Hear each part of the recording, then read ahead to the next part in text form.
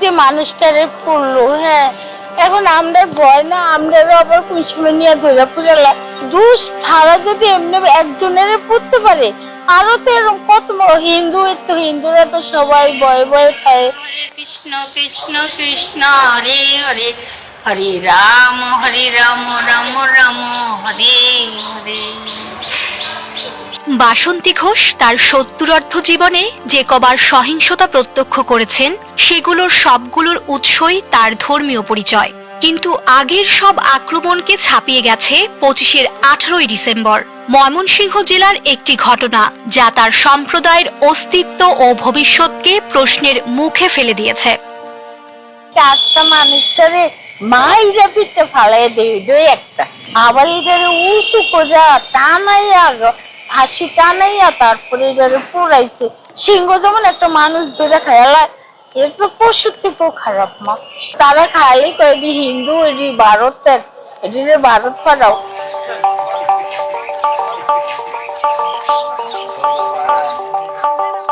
ময়মনসিংহের তারাকান্দা উপজেলার একটি গ্রাম মুকামিয়াকান্দা। কর্তৃপক্ষ বলছে, ব্যক্তিগত শত্রুতার জেরে এই গ্রামের বাসিন্দা দীপুচন্দ্র দাসের বিরুদ্ধে ধর্মীয় অনুভূতিতে আঘাত হানার গুজব ছড়িয়ে লোক জড়ো করা হয়। তারপর তাকে পিটিয়ে হত্যা করা হয়। এরপর পুড়িয়ে ফেলা হয় তার মরদেহ। এই ঘটনার পর থেকে গ্রামের হিন্দু বাসিন্দাদের চোখে মুখে এখন ভর করছে আতঙ্ক। আমার ভাই আছে, আমার হাজবেন্ড আছে, ওরা বাইরে গেলে তো আমাদের ভয় যে কখন কি ঘটনা ঘটে। আমরা জীবনে গেলে কই বাবা রে কই যাস, জীবনে বাবা আছে ভয় করে না। অন্যায় না করার পরও আমরা ফেঁসে যাচ্ছি। আমরা ধর্ম করতে গেলে আমাদের কষ্ট করতে হয়, আমাদের ভয়ে থাকতে হয়, কখন হামলা শিকার হয়। ঢাকার মানবাধিকার সংস্থা আইন ও সালিশ কেন্দ্রের তথ্য বলছে, 2025 সালে বাংলাদেশের বিভিন্ন অঞ্চলে হিন্দু ধর্মাবলম্বীদের ওপর 42টি হামলার ঘটনা ঘটেছে। এগুলোর ঠিক কয়টি সাম্প্রদায়িক বিদ্বেষপ্রসূত তা আলাদাভাবে নিশ্চিত করতে পারেনি নেত্র নিউজ। তবে একই হিসেবে 2024 সালে 127টি ও 2023 সালে 21টি হামলার ঘটনা ঘটেছিল।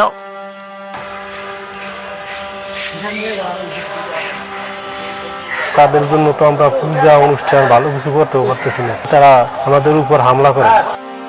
প্রতিমা শিল্পী গোকুল সরকার আসন্ন পূজা উপলক্ষে গড়ছেন সরস্বতী দেবীর প্রতিমা।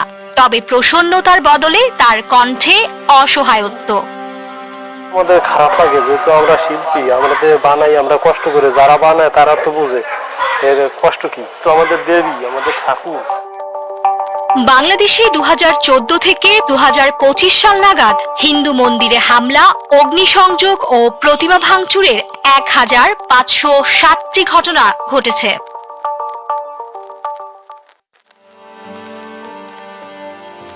কুমিল্লার নানুয়ারদিঘি ও আশপাশের এলাকার হিন্দু জনগোষ্ঠীর ওপর 2021 সালের 13ই অক্টোবরের ঘটনাটি গভীর ক্ষতচিহ্ন রেখে গেছে।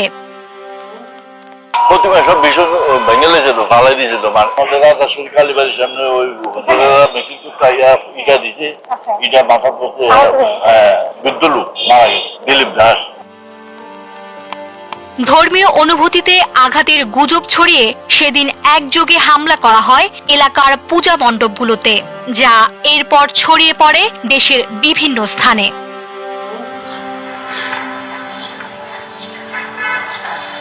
এলাকার বাসিন্দারা জানিয়েছেন, 4 বছর পার হয়ে গেলেও এখনো নিরাপত্তাহীনতায় দিন কাটছে তাদের।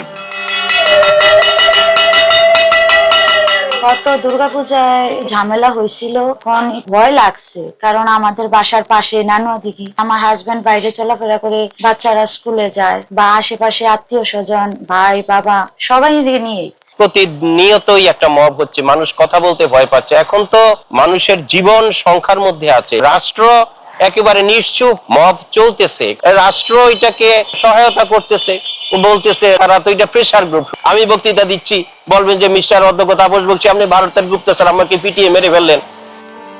মানুষ জড়ো করে সংখ্যালঘু জনগোষ্ঠীর ওপর চালানো সহিংসতার কারণ খুঁজতে গিয়ে এই সম্প্রদায়ের বিভিন্ন শ্রেণী পেশার মানুষের সঙ্গে কথা বলে নেত্র নিউজ। আমার ব্যক্তিগত কারণে যদি কারো কার সাথে কোনো শত্রুতা থাকে, সে যদি আমাকে আজকে এসে বলে যে হ্যাঁ তুমি আমাদের ধর্মীয় বিষয়ে কটূক্তি করছো, এরকম একটা ট্যাগ দিয়ে যদি আমাকে কালকে আমার উপরেও হামলা হইতে পারে, তখন বিচারিক ব্যবস্থা না থাকলে এখন আমরা নিরাপত্তা কোথায় পাবো?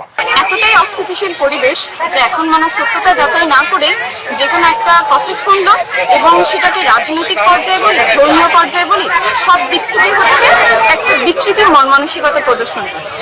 চটজলদি একটা অস্থিতিশীল পরিবেশের দিকে ঢুকে গেছে সবাই। তারা মনে করে যে অন্যরা উগ্রপন্থী গোষ্ঠীরা যে হিন্দুরা মানে হচ্ছে ভারতের দালাল, তারা তাদের এজেন্ট হয়ে কাজ করে। এটা সরকারের ব্যর্থতা বলে মনে করি, কারণ উপর মহল থেকে তাদের প্রশ্রয় দেওয়া হচ্ছে, তাদের কাজের বিরুদ্ধে, অপরাধের বিরুদ্ধে কোনো ব্যবস্থা নেওয়া হচ্ছে না। একটা রাজনৈতিক পালাবদল যখনই দেখা যায় যে হিন্দু সম্প্রদায়কে টার্গেট করে একটা রাজনৈতিক গোষ্ঠী বা কিছু রাজনৈতিক গোষ্ঠী সবটা সময় আমাদেরকে ভোট ব্যাংক হিসেবেই দেখে। প্রত্যেকটা সময় সনাতন সম্প্রদায়কে বলা হয় টার্গেট করে, সেটা হচ্ছে ভারত নাকি আমাদের মামার বাড়ি, আমরা যেন বাংলাদেশ ত্যাগ করে ভারতে চলে যাই।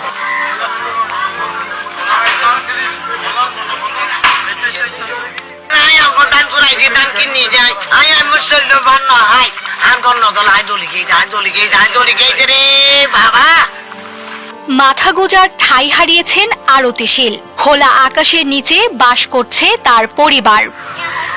চট্টগ্রামের রাউজানে 19 থেকে 23 সেপ্টেম্বর নাগাদ বিভিন্ন হিন্দু বসত বাড়িতে যে ধারাবাহিক অগ্নিসংযোগের ঘটনা ঘটেছে, আরতি সেই ভুক্তভোগীদের একজন।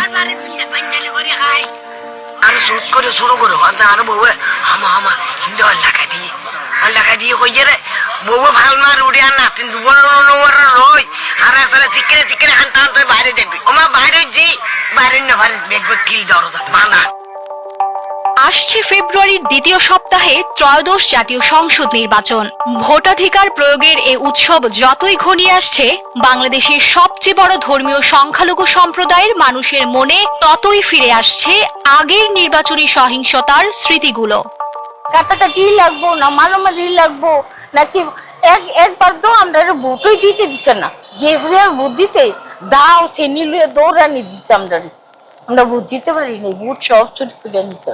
ভোট কেন্দ্রে যাব কি যাব না এখনো বলার মতো পরিস্থিতি এখনো সৃষ্টিই হয় নাই। কোন কোন দল কিভাবে তাদের ম্যানিফেস্টোতে দেয়, আমাদেরকে কিভাবে নেয়, তাদের অবস্থা কি, এগুলা জানতে হবে। কারণ দেখা যাবে যে আমরা যখন ভোট দিয়ে আসলাম, ওই প্রার্থী ফেল করলো, আরেকটা প্রার্থী পাস করলো, দেখা যাবে যে ওই একই অবস্থা সৃষ্টি হলো, হিন্দু বাড়িঘর জ্বালিয়ে দিবে। ইচ্ছা তো আছে যে ভোট কেন্দ্রে যাবো, এখন যদি সহিংসতা যদি এরকম বাড়তে থাকে তাহলে তো আসলে প্রবলেম হয়ে যাবে না, যে নিরাপত্তা নিয়ে শঙ্কিত।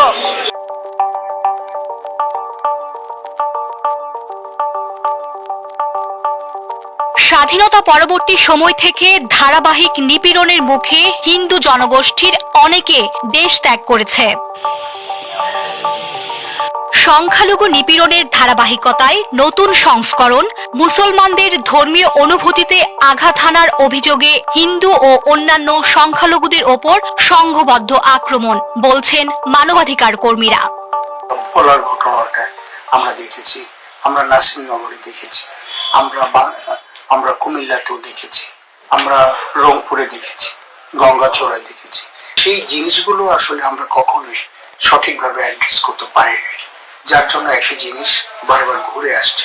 2014 সালের নির্বাচনেও যারা আক্রান্ত হয়েছিল, আজকে 10 বছর পরেও তারা কোনো শাস্তির আওতায় এসেছে বলে আমাদের জানা নেই। তাহলে পরে মানুষ আস্থা ফেরত পাবে প্রত্যেকে এই সম্প্রদায়ের মানুষগুলো, যে তারা ক্ষতিগ্রস্ত হচ্ছে কিন্তু ন্যায় বিচার পাচ্ছে না। মব সহিংসতা ও হিন্দু নিপীড়ন ইস্যুতে সুনির্দিষ্ট প্রশ্নের জবাব জানতে চেয়ে অন্তর্বর্তী সরকারের প্রধান উপদেষ্টার কার্যালয়ের সঙ্গে ইমেইলে যোগাযোগ করে নেত্র নিউজ, তবে কোনো জবাব পাওয়া যায়নি। নির্বাচন আসে, নির্বাচন যায়, কিন্তু যারা ক্ষতিগ্রস্ত হচ্ছে তাদের কিন্তু ন্যায় বিচারটা আমরা দেখতে পাচ্ছি না। এখানে রাষ্ট্রের দায়িত্ব ছিল, রাষ্ট্রের দায়িত্ব আছে।